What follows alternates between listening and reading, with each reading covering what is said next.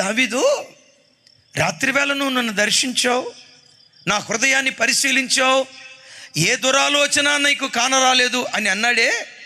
ఈ రాత్రి దావీదు ఎట్లా ఉన్నాడో, సరేలే మిద్దె మీద ఏదో పొరపాటు చేశాడు, చూడరాని దృశ్యం చూశాడు, మనిషి కదా. ఈ రాత్రి తాను చేసిన తప్పు కొరకు డెఫినెట్గా పశ్చాత్తాపడతా ఉండుంటాడు, హృదయాన్ని శుద్ధి చేసుకుంటా ఉండుంటాడు. ఈ రాత్రి దావీదు ఎలా ఉన్నాడో చూద్దామని దావీదు ఇంటిలోకి దేవుడు దిగొచ్చాడు. చెప్పలేక చెప్తున్నా, ఆ రాత్రి దేవుడు దిగొస్తే బత్షెబాతో రాజ కార్యక్రమాలు చేస్తున్నాడు, చీకటి కార్యక్రమాలు చేస్తున్నాడు. నిశ్చేష్టుడైపోయాడు దేవుడు. నా దావీదా ఇలాంటి కార్యక్రమం చేస్తూ, నా దావీదా ఇలాంటి నీచమైన కార్యక్రమానికి దిగజారిందని దేవుడు నిర్ఘాంతపోయి నిశ్చేష్టుడై విభ్రాంతి చెంది విస్మయించింది. అచేతన స్థితిలో దావీదు ఇంటి దగ్గర మౌనమైపోయాడు దేవుడు. అమ్మా, ఒకసారి నీ ఇంట్లో ఎలాంటి కార్యాలు జరుగుతున్నాయి? నా తోటి దైవ సేవకులారా, మన కుటుంబాల్లో ఎలాంటి కార్యక్రమాలు జరుగుతున్నాయి?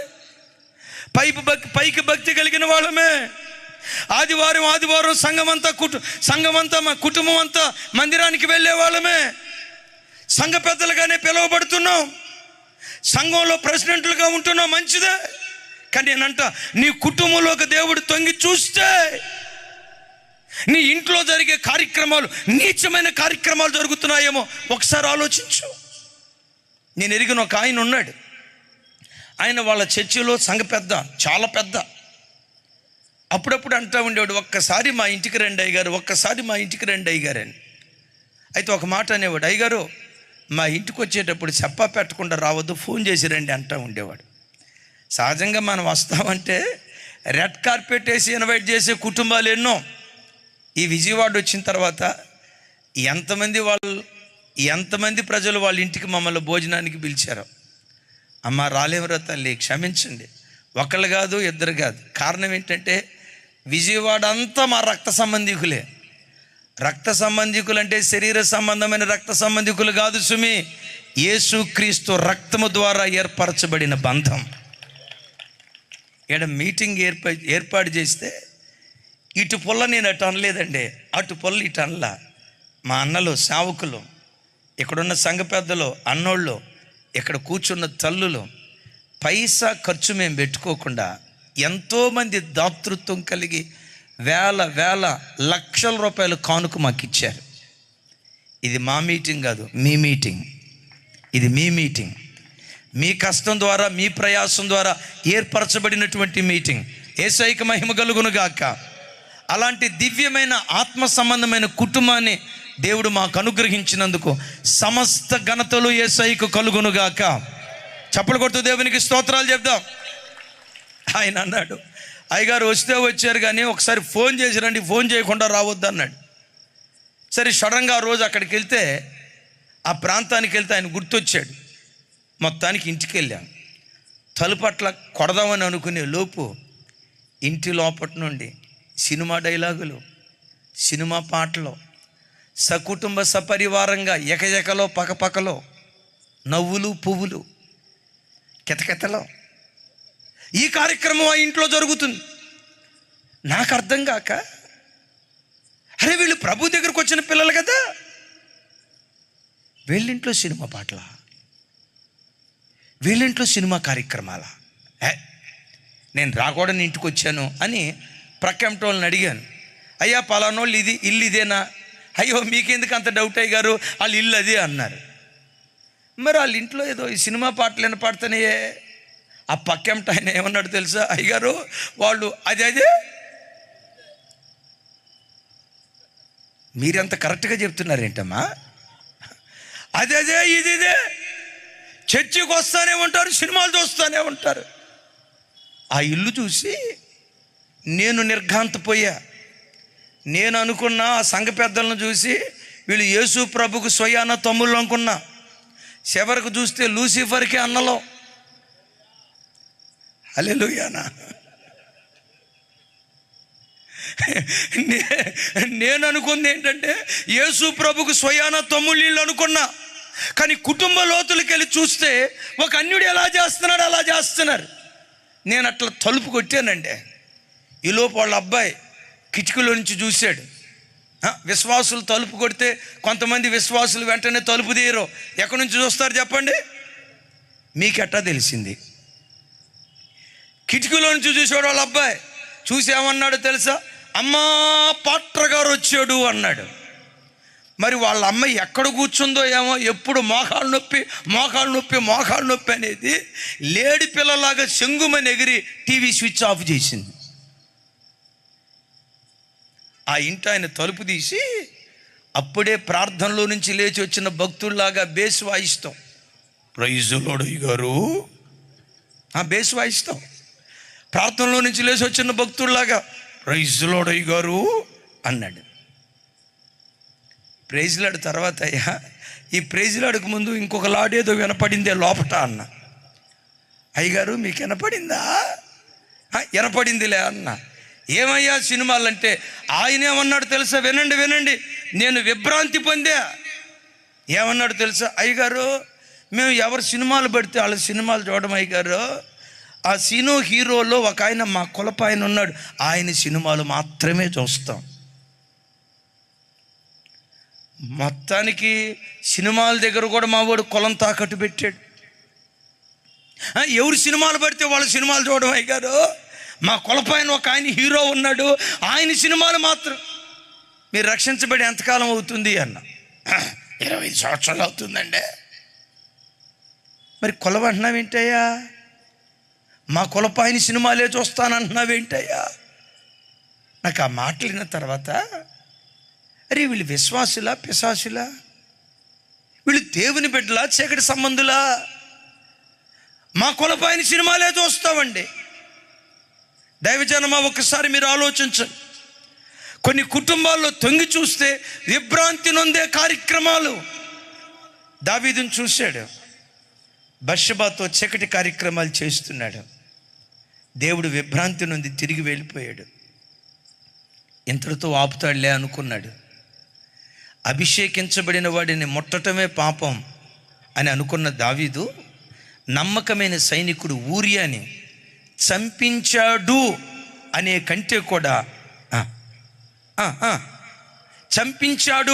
కంటే కూడా చంపేశాడు. దావీదు జరిగించిన ఈ కార్యక్రమాలన్నీ చూసి దేవుడు విభ్రాంతి నొందినట్లుగా లేఖనాల్లో మనం చూస్తూ ఉన్నాం.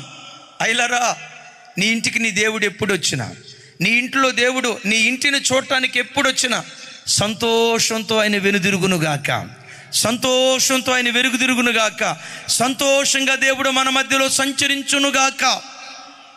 ఒకసారి ఆలోచించండి. దేవుడు మీ జీవితంలో పరదేశిగా ఉన్నాడా? దేవుడు మీ జీవితంలో రాత్రివేళ బస చేయుటకు గుడారం వేసిన ప్రయాణికుని లాగున్నాడా? మూడవది, భ్రమసిన వాని వలే, విభ్రాంతి నొందిన వాని వలే. ఇప్పుడు నేను అంటా సార్,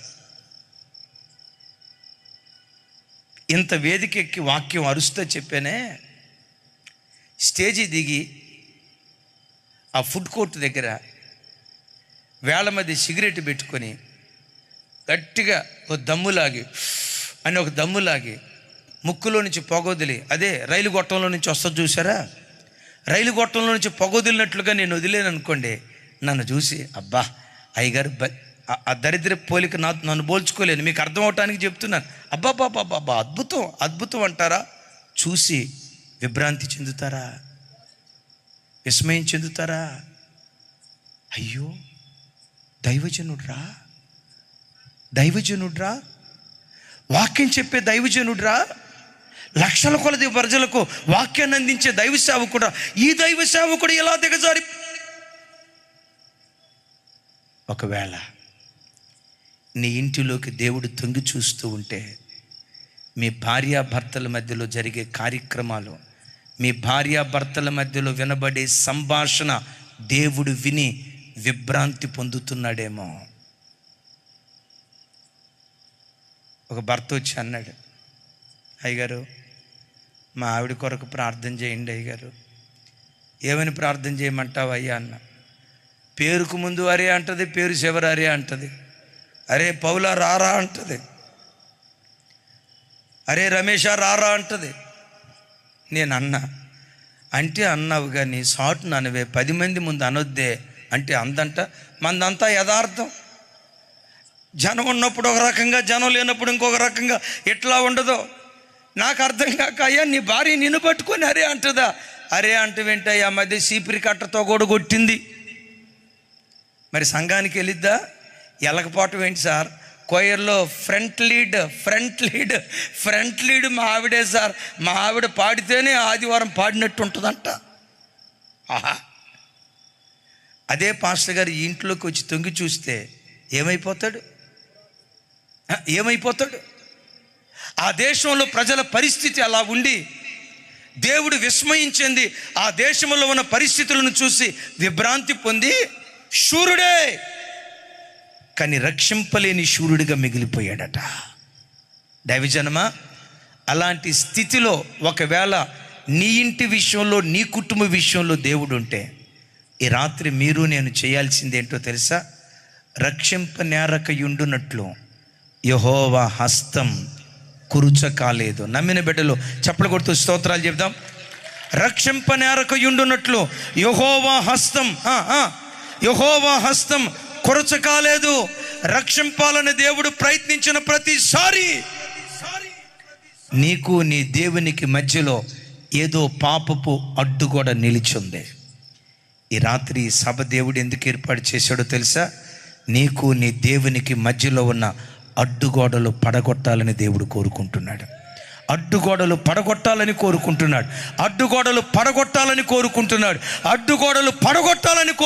ఉన్నాడు. నీకు నీ పిల్లలకు ఏ అడ్డుగోడ ఉందో యేసు నామములో ఆ అడ్డుగోడ ఈ రాత్రి కూలిపోవునుగాక. నీకు నీ భర్తకు నీ దేవునికి మధ్యలో ఏ అడ్డుగోడ ఉందో యేసు నామం పేరిట ఆ అడ్డుగోడలన్నీ కుప్పలాగా కూలిపోవునుగాక. అడ్డుగోడలు కూలిపోతే రక్షించే దేవుని హస్తాన్ని ఈ రాత్రే దేవుడు చాపబోతూ ఉన్నాడు. అంటాడు సొలొమోను, నీ పేరు పెట్టబడిన ప్రజలు తమను తాము తగ్గించుకొని తమ పాపములు ఒప్పుకొని మీ సన్నిధిలో పశ్చాత్తాపడితే నువ్వు దేశాన్ని స్వస్థపరుస్తావయ్యా. మనమందరం ఎవరిమి? ఆయన పేరు పెట్టబడిన పిల్లలం. ఒకసారి చెప్పండి, ఎవరి మనమి? ఆయన పేరు పెట్టబడిన పిల్లలం. అయ్యలారా, ఆయన పేరు పెట్టబడిన ఆయన పిల్లలైన మనం ఈ రాత్రి చేయాల్సిందేంటో తెలుసా? తగ్గించుకుందాం. నేల మట్టుకు తగ్గించుకుందాం. రొమ్ము కొట్టుకుంటూ దేవుని దగ్గర ఏడుస్తాం. నీకు ఆయాస్కరంగా బ్రతికిన వాడిని అయ్యా నేను. నా పిల్లలు నీకు ఆయాస్కరంగా బ్రతికారయ్యా.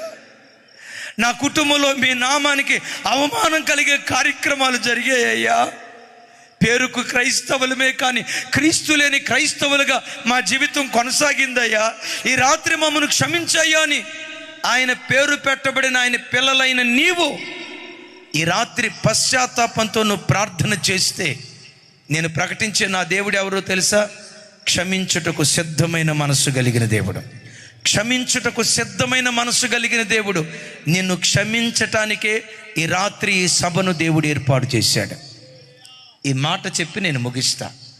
నువ్వు పశ్చాత్తాపడి నీ పాపాన్ని విడిచిపెట్టి ఈ స్థలంలో నుంచి వెళ్తే, ఆయన పేరు పెట్టబడిన నీకు, ఆయన పేరు పెట్టబడిన నిన్ను ఈ విజయవాడ పట్టణంలో, ఈ తెలుగు గడ్డ మీద, ఈ భరత గడ్డ మీద నీ కుటుంబాన్ని నా దేవుడు ఎలా నిలవబెట్టాలని ఆశపడుతున్నాడో ఓ దివ్యమైన మాట చదివించి నేను ప్రార్థన చేస్తా. చూడండి ఒకసారి యెషయా గ్రంథం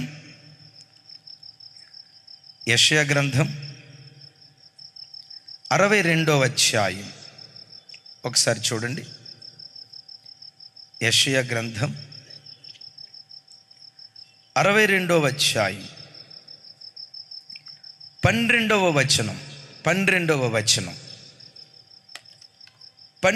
వచనం నేను చదువుతాను. నాతో కలిసి అందరూ చెప్పడానికి ప్రయత్నం చేయండి.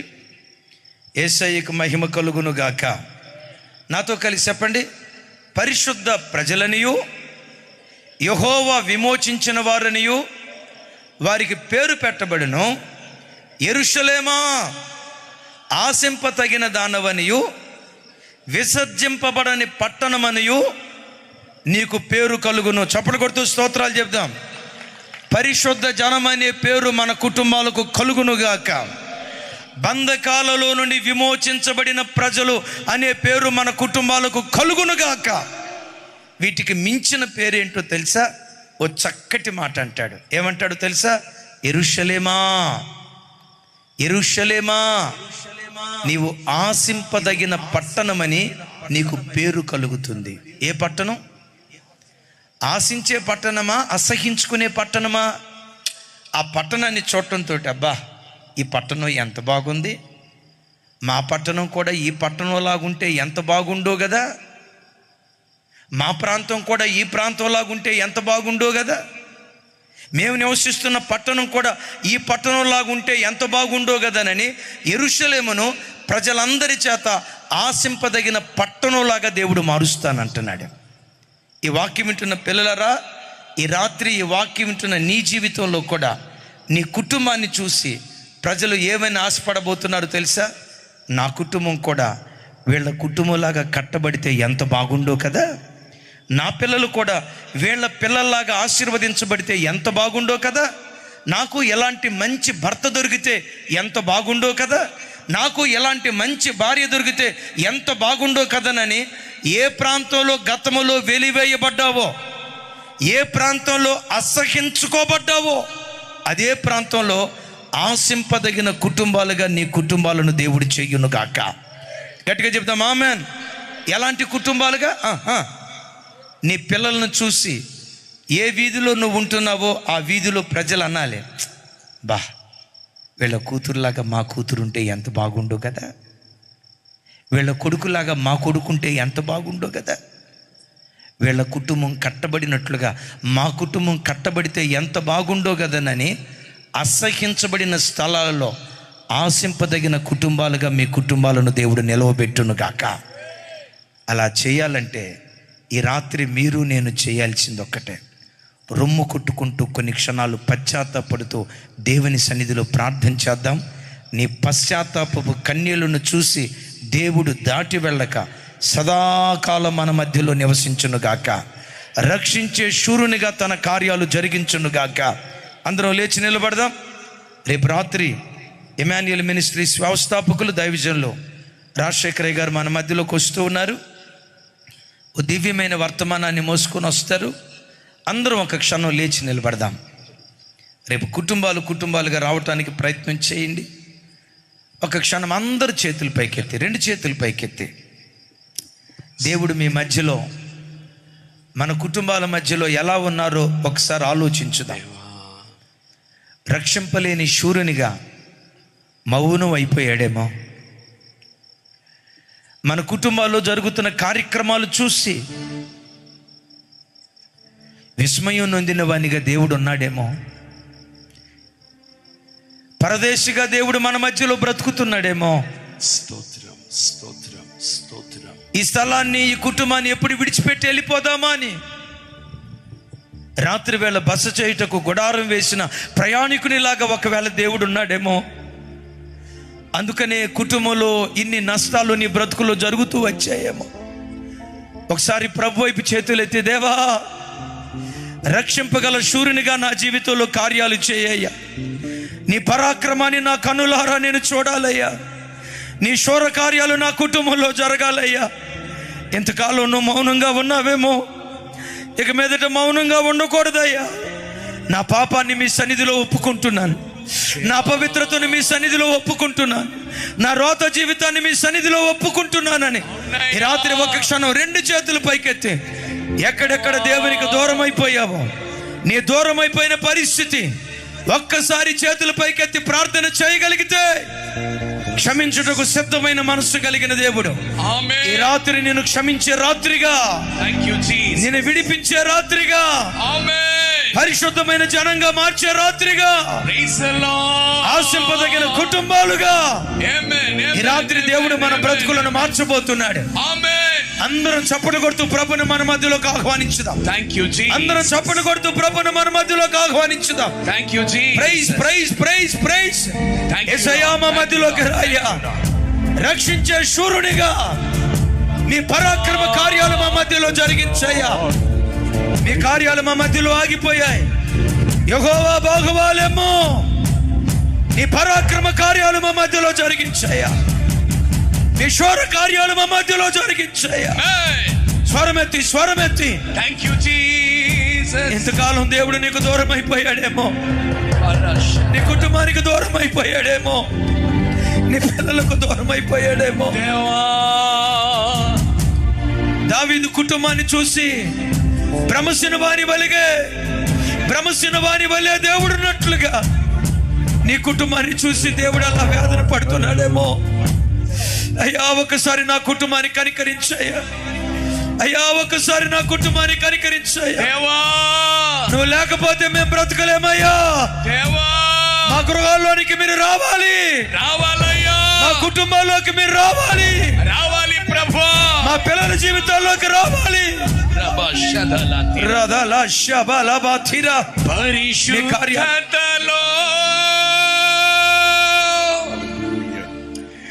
పరిశుద్ధతలో మహనీయుడవు, నీ వంటి దేవుడు జగమున లేడు.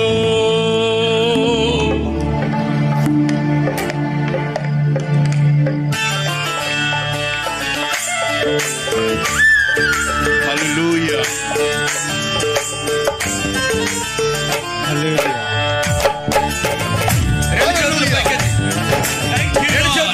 చప్పట్లు కొడుతూ పాపాన్ని ఒప్పుకుంటూ ఏ అపవిత్రమైన కార్యానికి బానిసమైన పశ్చాత్తాపడే రాత్రి, పశ్చాత్తాపడే రాత్రి నువ్వు మాకు దూరం కాకూడదయ్యా.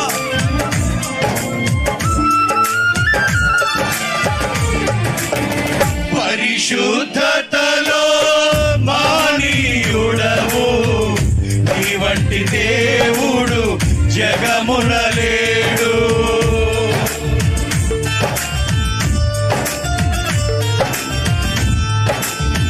పరిశుద్ధతలో మానీయుడవు, నీ వంటి దేవుడు జగమున లేడు. నాలో నిరీక్షణ, నీలో సంరక్షణ, నీకే నా హృదయార్పణ. నాలో నిరీక్షణ, నీలో సంరక్షణ, నీకే నా హృదయార్పణ. బహు సౌందర్య సీయోనులో స్తుతి సింహాసనాసీనుడా. బహు సౌందర్య సీయోనులో స్తుతి సింహాసనాసీనుడా. నా యేసయ్య నీ ప్రేమ పరిపూర్ణమై నా హృదయాన కొలువాయెనే. నన్ను జీవింపచేసే నీ వాక్యమే నాకిలలోన సంతోషమే. బహు సౌందర్య స్తుతి సింహాసనాసీనుడా. బహు సౌందర్య సీయోనులో చేతులు పైకెత్తి చప్పట్లు కొడుతూ స్తుతి సింహాసనాసీనుడా.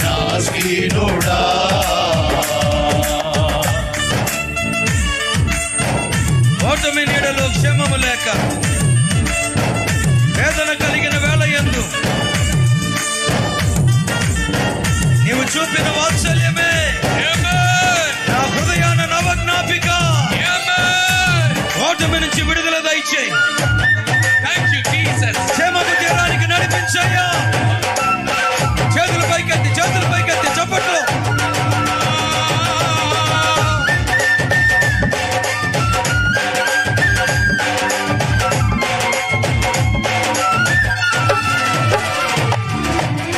ఓటమి నీడలో క్షేమము లేక కలిగిన వేళలయందు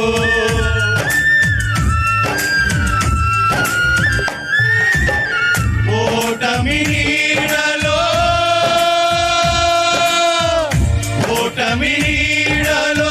క్షేమము లేక వేదన కలిగిన వేళలయందు నీవు చూపించిన నీ వాత్సల్యమే నా హృదయాన నవజ్ఞాపిక నీవు చూపించిన నీ వాత్సల్యమే నా హృదయాన నవజ్ఞాపిక నీవు చూపించిన నీ వాత్సల్యమే నా హృదయాన నవజ్ఞాపిక నీవు చూపించిన నీ వాత్సల్యమే నా హృదయాన నవజ్ఞాపిక ప్రతి అరుణోదయం నీ ముఖ దర్శనం నాలో నిరంతరం ఉల్లాసమే ప్రతి అరుణోదయం నీ ముఖ దర్శనం నాలో నింపెను ఉల్లాసమే ప్రతి అరుణోదయం నీ ముఖ దర్శనం నాలో నింపెను ఉల్లాసమే ప్రతి అరుణోదయం నీ ముఖ దర్శనం నాలో నింపెను ఉల్లాసమే నాలో నింపెను ఉల్లాసమే నాలో నింపెను ఉల్లాసమే నాలో నింపెను ఉల్లాసమే నాలో నింపెను ఉల్లాసమే నాలో నింపెను ఉల్లాసమే నాలో నింపెను ఉల్లాసమే నాలో నింపెను ఉల్లాసమే నాలో నింపెను ఉల్లాసమే నాలో నింపెను ఉల్లాసమే నాలో నిరీక్షణ నీలో సంరక్షణ నీకే నా హృదయార్పణ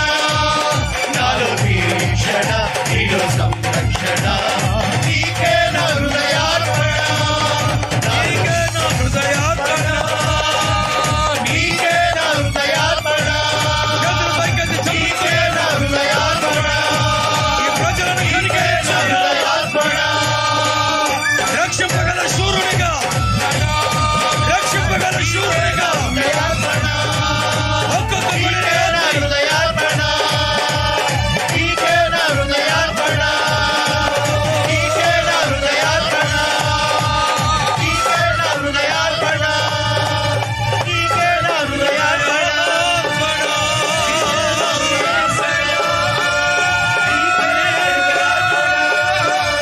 నీకే నా హృదయార్పణ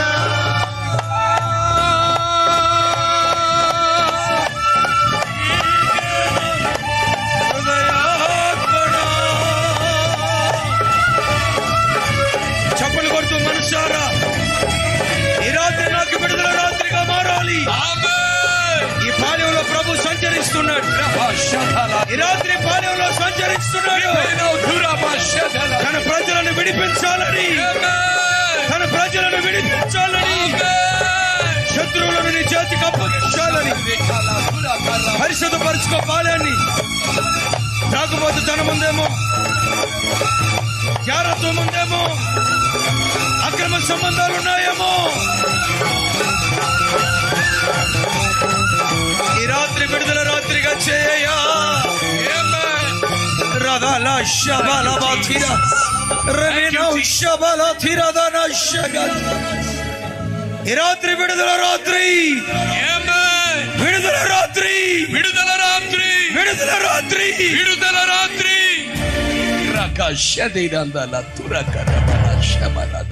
ఈ వాగ్దానాన్ని పట్టుకొని బయలుదేరు. ఇంతకాలం నీ కుటుంబాన్ని చూసి ప్రజలు అసహించుకున్నారేమో.